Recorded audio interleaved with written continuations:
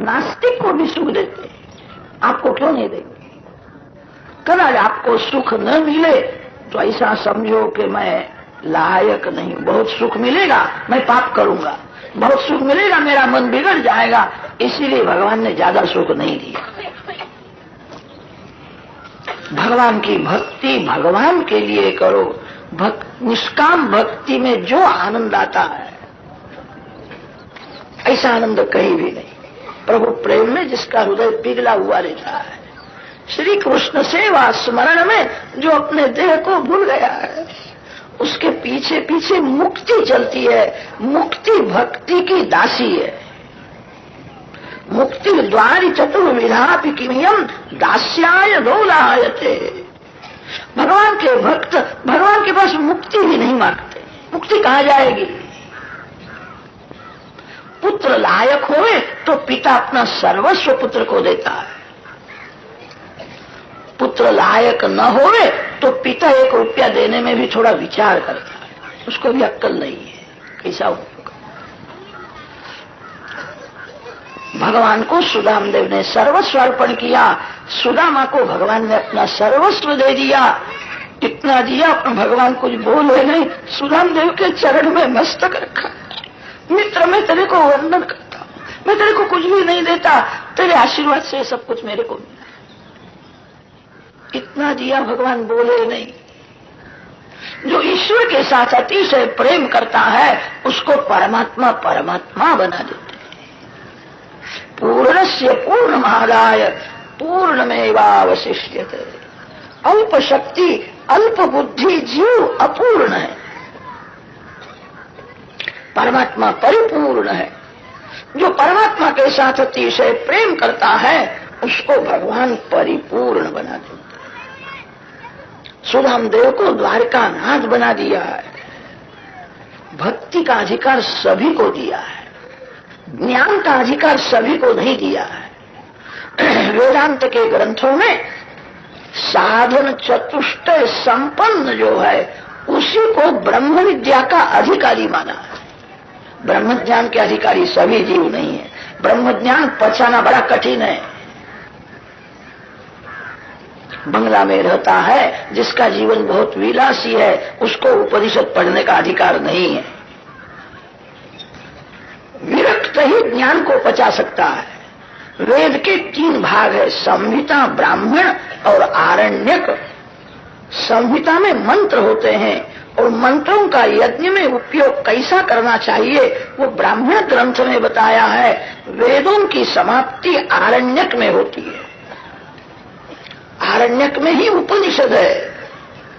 वेदों की समाप्ति ही वेदांत है। वेदांत ही उपनिषद है। जो अरण्य में रहते हैं, कंदमूल फल सेवन करते हैं, जिनका जीवन सत्व प्रधान है, ऐसे महापुरुष ज्ञान को पचा सकते हैं। वैराग्य पात्र में ही ज्ञान टिकता है। कितने लोग बड़ी बड़ी ब्रह्म ज्ञान की बातें करते हैं। सवेरे 6 बजे 7 बजे चाय पीने की आदत हो और 10-11 बजे तक उनको चाय न मिले तो उनका ब्रह्म ज्ञान कहाँ चला जाता है? फिर खबर ही नहीं पड़ती, चाय नहीं है। बातें करते हैं जगन मिथ्या है और ब्रह्म सत्य है, आत्मा ब्रह्म रूप है। सब आनंद चाय में आकर के रहता। वैराग्य के बिना ज्ञान टिकता नहीं है। ब्रह्म ज्ञान का अधिकार सभी को नहीं दिया है। भक्ति करने का अधिकार सभी को दिया है। सभी जीव भगवान की भक्ति कर सकते हैं। भगवान की भक्ति भगवान के लिए करो। कथा सुनने से पाप का नाश होता है। कथा का एक एक सिद्धांत याद करो। जो जानते हो वो जीवन में उतारो। बहुत ज्ञान को बढ़ाने की जरूरत नहीं है। बहुत ज्ञान बढ़ता है तब अभिमान भी बढ़ने लगता है। आप जो जानते हो उतना जीवन में उतारो, बहुत है।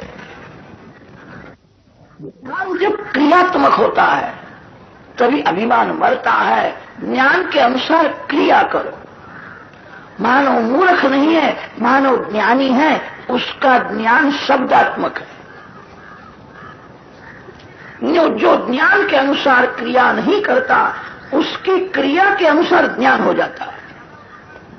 सब लोग जानते हैं सत्य बोलना चाहिए, सभी लोग सत्य नहीं बोलते।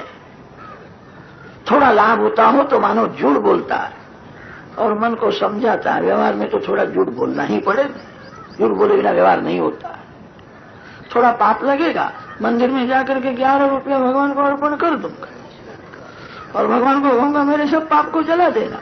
भगवान कहते ऊपर आना, फिर तेरे को मैं बताता हूं, 11 रुपया भेज देने से तेरे पाप को मैं जला दूंगा। मानो ज्ञानी है, मूर्ख नहीं है, उसका ज्ञान शब्दात्मक है। शुश्रूषु भी कृति भी, ज्ञान की शोभा क्रिया से है। ज्ञान के अनुसार क्रिया करो, जो जानते हो वो जीवन में उतारो। वेद रूपी कल्प वृक्ष का यह रसात्मक दिव्य फल है।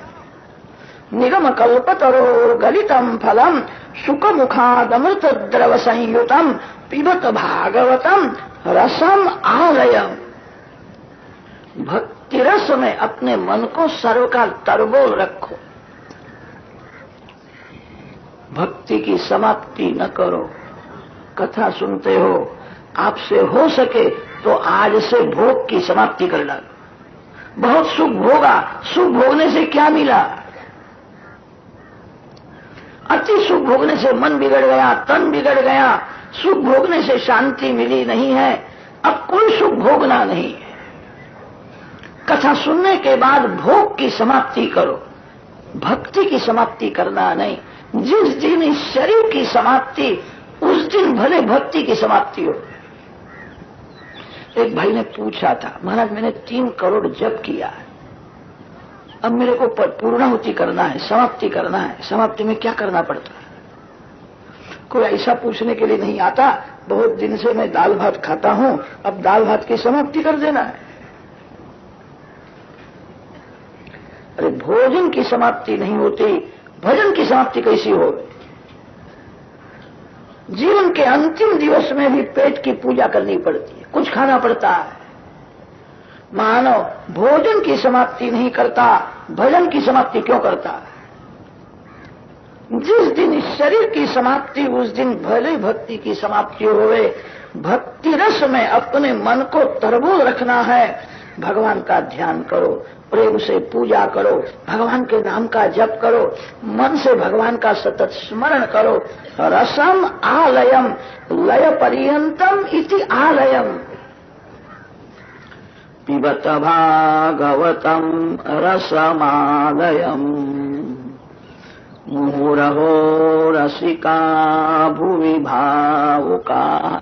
जीव और ईश्वर का मिलन, इसी को संस्कृत भाषा में लय कहते हैं। जीव जब तक भगवान के साथ एक न होवे तब तक भगवान की भक्ति छोड़ना नहीं। भक्ति सर्वकाल करो। भक्ति करने का अधिकार सभी जीवों को दिया है। कैसा भी जीव होवे वो भक्ति कर सकता है। मंगलाचरण और प्रस्तावना के श्लोक का थोड़ा भावार्थ वर्णन किया।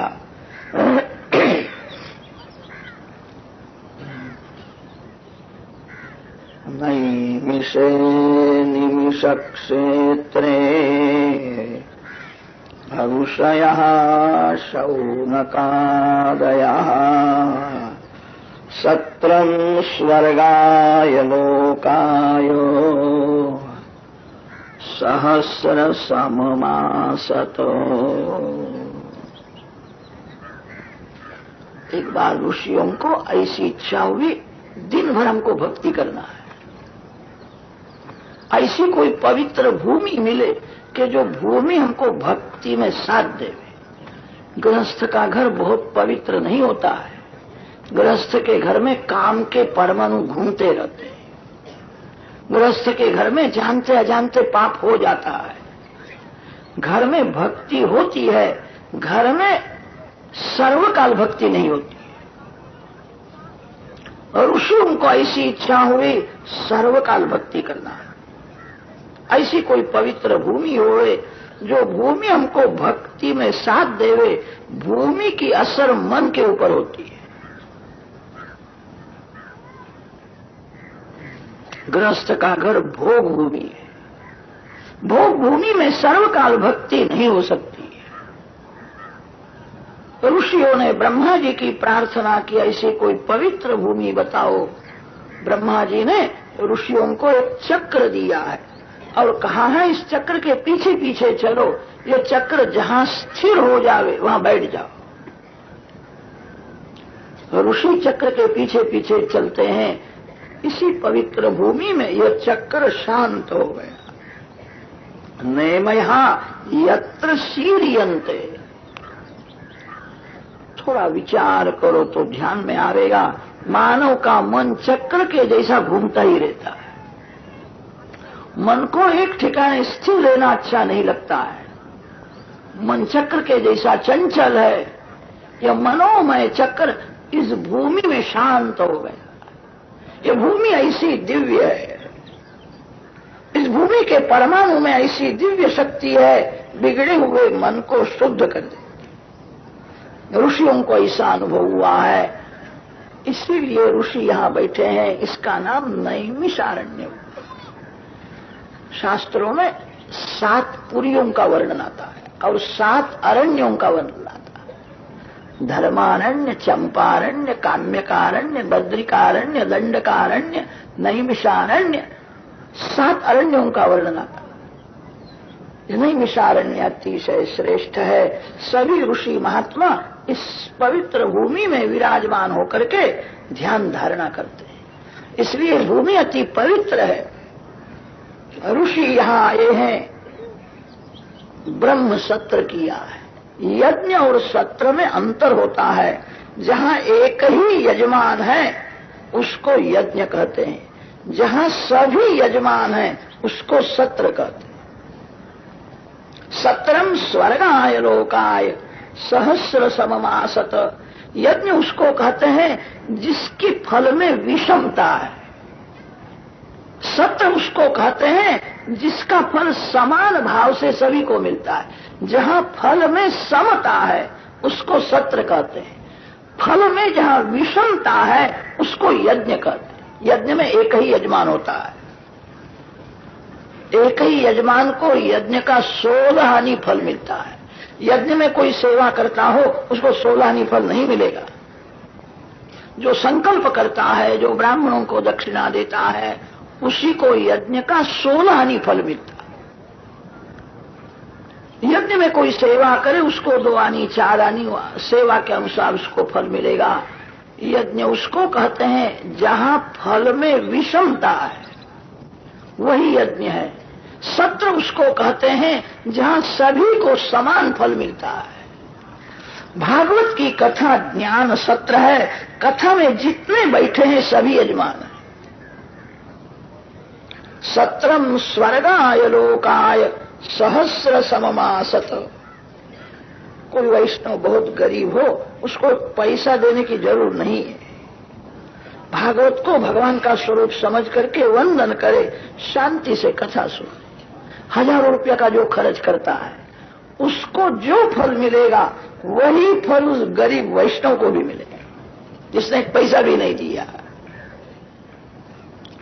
कथा का फल सभी को समभाव से मिलता है। जहां फल में समता है उसी को सत्र कहते हैं। जहां फल में विषमता है उसी को यज्ञ कहते हैं। सभी ऋषि यजमान हैं। ऋषि बैठे हैं। ऋषियों के यज्ञ में सूत जी आए। सूत जी का सम्मान किया है। ऋषियों ने सूत जी को सुंदर प्रश्न किया है, मानव का कल्याण होवे ऐसा कोई उपाय बताओ। कल्याण किसको कहते हैं? आजकल तो बहुत से लोग ऐसा समझने लगे हैं 1,00,000-2 लाख रुपया हाथ में आ जाए तो कल्याण, बहुत पैसा मिलने से कल्याण होता है। पैसा से सुख मिलता है, पैसा से दुख का अंत नहीं आता है। जिसके हाथ में पैसा है वो दुखी है। बाहर से वो जगत को बताता है मैं सुखी हूं, पैसा से दुख की समाप्ति नहीं होती है। कल्याण किसको कहते हैं? वेद में 2 शब्द आते हैं, श्रेय और प्रेय।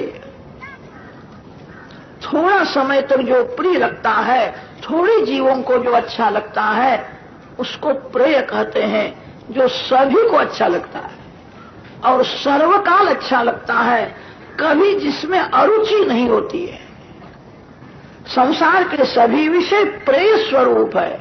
आनंदमय परमात्मा श्रेय स्वरूप है। आनंद सभी को चाहिए। आनंद में किसी की अरुचि नहीं है, सर्वकाल चाहिए। श्रेय स्वरूप परमात्मा नारायण है। श्रेय प्राप्ति का सरल साधन बता दो। साधन कठिन होवे तो कलयुग के लोग नहीं कर सकते। साधन सरल होवे। कलयुग का मानव दुबला है। मानव में शक्ति तो कम है। शक्ति कम होने पर भी शक्ति का विनाश बहुत करता है। कलयुग के मानव की बुद्धि मंद है। मंदा सुमंदमतया मंदभाग्यायुपद्रुता। कलयुग का मानव मंद बुद्धि वाला दुर्बल है। साधन सरल होवे तो ही कर सकता है। साधन कठिन होवे तो कोई करेगा नहीं। हमारे लिए व्यास जी ने यह लिखा है, कलयुग के मानव मंद बुद्धि वाले होते हैं, दुर्बल होते हैं। बहुत से लोग अपने को बड़ा सयाना समझते हैं, अक्कड़ में चलते हैं। मैं बड़ा बुद्धिमान हूं, मैंने ये सब कमाया है। व्यास जी ने लिखा है, कलयुग के लोग मंद बुद्धि वाले हैं। जो काम करने की बहुत जरूरत है मानव वह नहीं करता, और जो काम करने की जरूरत नहीं है वह करता है। इसीलिए उसको मंद बुद्धि वाला कहा है। लोग यात्रा करने के लिए जाते हैं, यज्ञ करते हैं, दान देते हैं, ठीक है।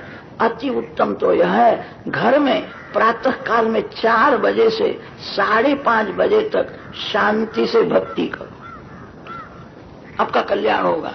बहुत दान देने की जरूरत नहीं है, यज्ञ करने की बहुत जरूरत नहीं है, आपका घर तीर्थ हो जाए। सवेरे 4 से 5:30 तक शांति से बैठ करके भजन करो। बहुत जरूरत है। मानो जिसकी बहुत जरूरत है वह नहीं करता, जो जरूर नहीं है वह करता है। प्रातः काल का 4 से 5:30 तक का समय बहुत पवित्र माना है। 24 घंटे में अतिशय कोई पवित्र समय हो तो 4 से 5:30 तक। 4 से 5:30 में दोपहर के नहीं हो, सवेरे के 4 से 5:30। प्रातः काल में 4 बजे आसन में बैठ जाओ, 5:30 तक किसी को देखना नहीं, किसी के साथ बोलना नहीं, किसी का मुख देखना नहीं है, किसी की बातें सुननी नहीं है। शांति से बैठ करके आप ध्यान करो, पूजा करो, जप करो। ये करने की बहुत जरूरत है, आपका कल्याण हो जाए। मानो ये नहीं करता है, यात्रा करने के लिए जाता है, दान देता है, ठीक है। कलयुग का मानव मंद बुद्धि वाला। व्यवहार के काम में मानव सावधान है, भक्ति में सावधान नहीं है, इसीलिए उसको मंद बुद्धि वाला कहा है। लोग रुपया गिनने के लिए बैठते हैं तब एकाग्र चित्त से रुपया गिनते हैं, आंख से बराबर दर्शन करते हैं। ये रुपया खोटा है, वो फेंक दो इसको। आंख से रुपया का दर्शन करता है, मन से चिंतन करता है। रुपया गिनता है तब एकाग्रता हो जाती है। रुपया गिनता था, कोई बोले वो सुनता नहीं। वो कहता मैं रुपया गिनता था, आपने कुछ कहा होगा, मैंने सुना। रुपया गिनता है, कोई बोले तो सुनता नहीं है। माला करने के लिए बैठ जाओ, कोई बोलता है, वो सब सुन लेता है।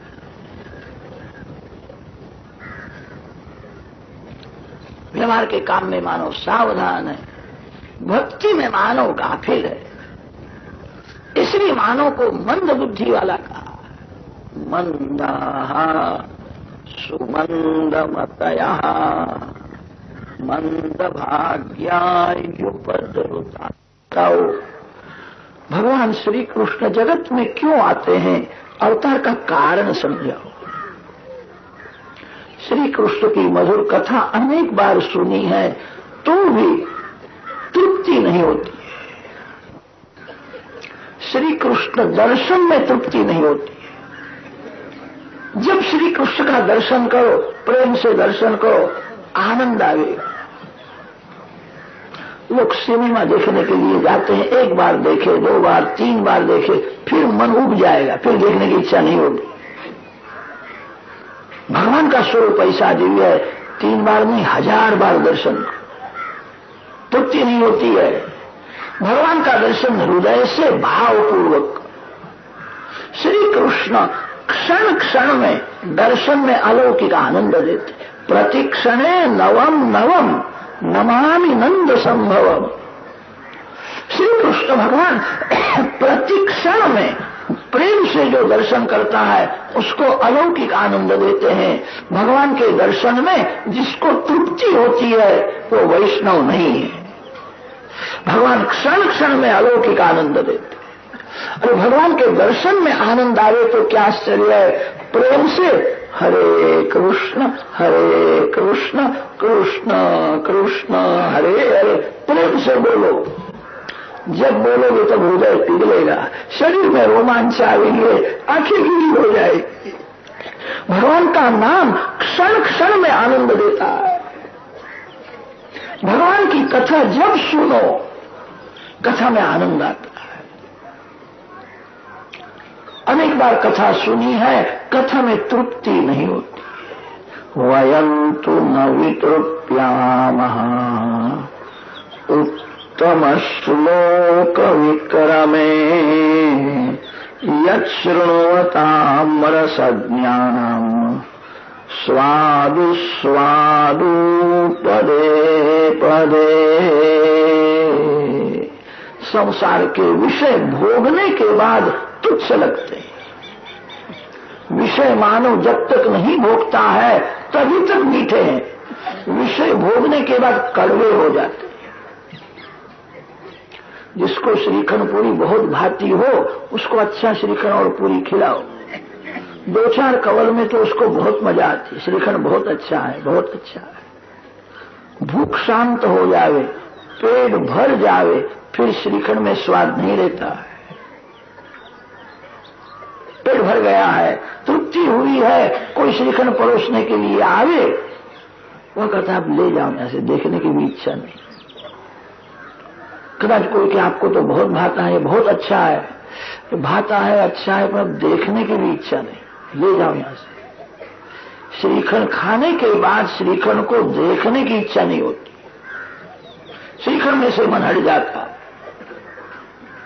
कदाच घर में से पत्नी ऐसा कि आपको देखने की इच्छा नहीं है तो भिखारियों को बुला करके बांट दो कि ना बांटना है, ढांक के रखना, रात्रि में उसको देख लूंगा।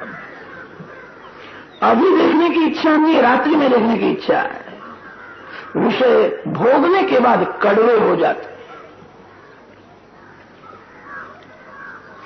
कृष्ण कथा ऐसी नहीं है। जब कथा सुनो, जब प्रेम से भगवान के नाम का कीर्तन करो, जब दर्शन करो, नवीन आनंद आता है। अनेक बार यह कथा सुनी है तो भी तृप्ति नहीं होती है।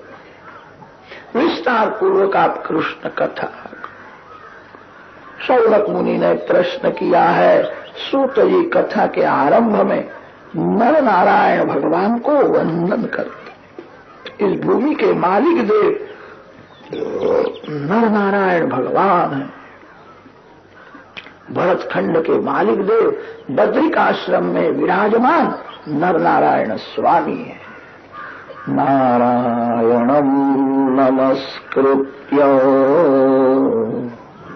नरं चैव नरोत्तमम् देवीं सरस्वतीं व्यासम् ततो जयमुदीरयेत्।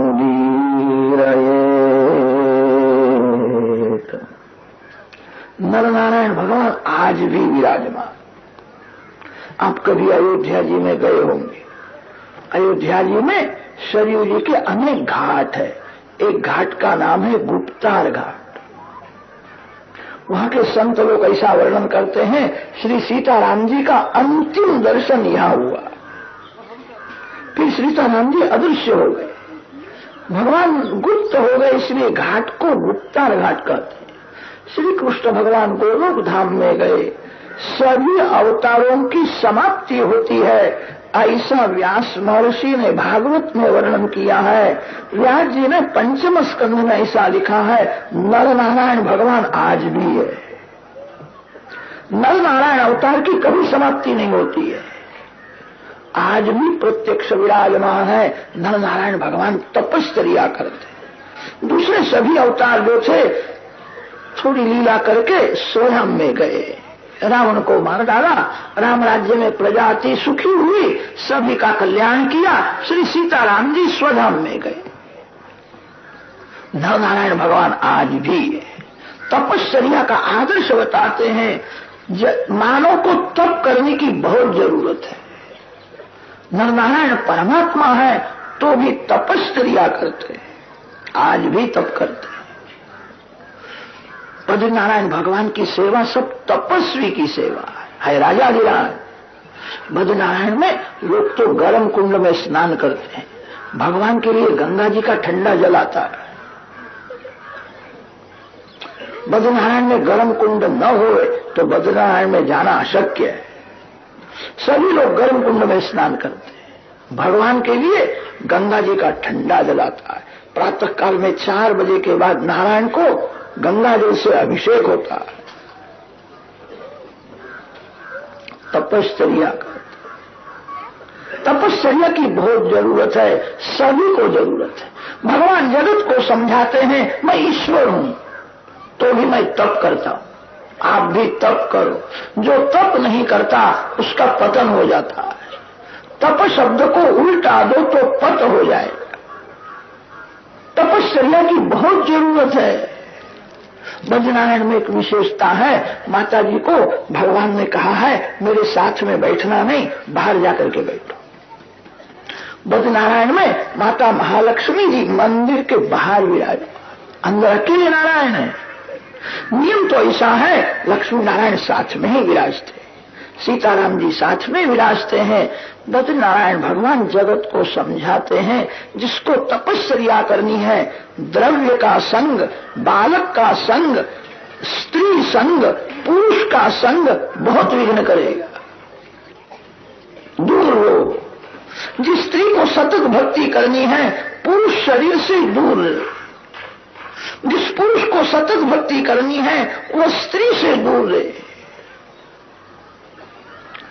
संग मन को बिगाड़ता है, द्रव्य का संग, बालक का संग, स्त्री का संग, पुरुष का संग। लक्ष्मी जी कोई स्त्री नहीं है, लक्ष्मी जी जगन माता है, लक्ष्मी ही नारायण है और नारायण ही लक्ष्मी है, दोनों एक है। पति पत्नी भिन्न होते हैं, लक्ष्मी नारायण भिन्न नहीं है। माता जी का स्वरूप स्त्री शरीर के जैसा दिखता है, लक्ष्मी जी स्त्री नहीं है। नारायण कोई पुरुष नहीं, नारायण तो परमात्मा है। स्त्री पुरुष के जैसा स्वरूप धारण किया है जीव को सेवा का आनंद देने के लिए। भगवान पुरुष के जैसा स्वरूप धारण करते हैं, माता जी स्त्री के जैसा स्वरूप धारण करती है, लक्ष्मी जी स्त्री नहीं है। लक्ष्मी नारायण में अलौकिक भाव रखो। भगवान को लौकिक भाव से, स्त्री पुरुष के भाव से जो देखता है उसके भक्ति में बहुत विघ्न आता है। भगवान को जो लौकिक भाव से देखता है उसका ज्ञान बढ़ जाता है।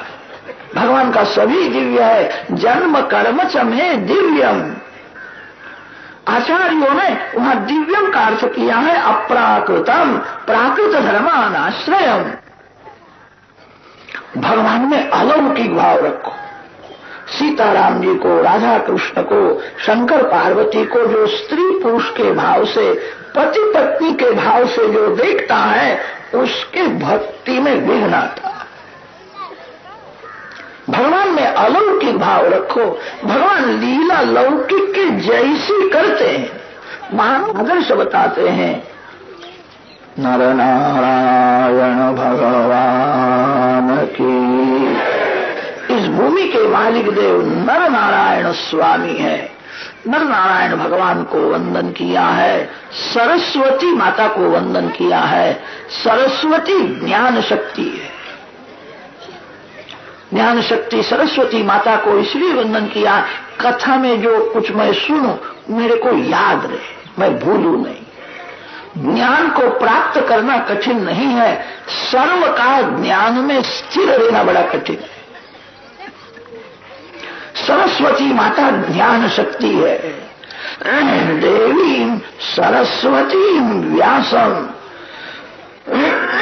व्यास नारायण के अनंत उपकार है। बद्रिक आश्रम में बेर के झाड़ के नीचे व्यास महर्षि बैठे, पुराणों की वहां रचना की है, वेदों का विभाग किया है। व्यास जी का नाम है बादरायण। अतिशय भूख लगती है तब एक बार बेर खाते थे। हमारे लिए व्यास जी ने बहुत दुख सहन किया है और परिश्रम करके व्यास जी ने हमारे लिए पुराणों की रचना की। व्यास महर्षि के अनंत उपकार है। कथा के आरंभ में व्यास जी को वंदन करते हैं, देवीं सरस्वतीं व्यासम ततो